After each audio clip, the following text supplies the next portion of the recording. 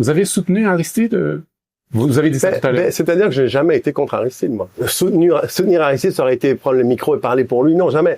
Mais j'avais beaucoup de responsabilités à l'époque. J'étais président du plus puissant syndicat de patrons qu'il y avait en Haïti, qui était l'Association des industries d'Haïti. Quand les graines d'Ambunda ont pris les rues, je suis la seule association à ne pas avoir signé, à ne pas avoir pris les rues, parce que pour moi, c'était inacceptable ce qui se passait. C'était justement un manque de vision, des petits problèmes, des querelles intestines qu'on n'arrive pas à surmonter, des procès d'intention. Le président Aristide, il avait été élu par la population haïtienne. Là, vous parlez de 2004. Oui. Je crois que c'était, en fait, il y avait aussi l'opposition menée par Andy Apped à l'époque. Ben voilà, Andy j'étais de l'autre côté d'Andy, moi.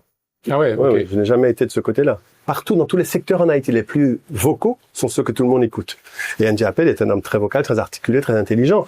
Moi, j'ai pas du tout partagé sa vision, son manque de vision, je dirais. J'ai jamais partagé cette histoire il fallait absolument, plutôt monsieur aller, plutôt moi j'ai poussé même monsieur Bralé. Je ne pouvais pas entendre ce genre de langage quand je savais qu'Aristide était quand même l'homme le plus populaire et légitime, je dirais, en Haïti, et qu'on a besoin c'est la perte de cette légitimité qui nous a amenés où nous sommes aujourd'hui.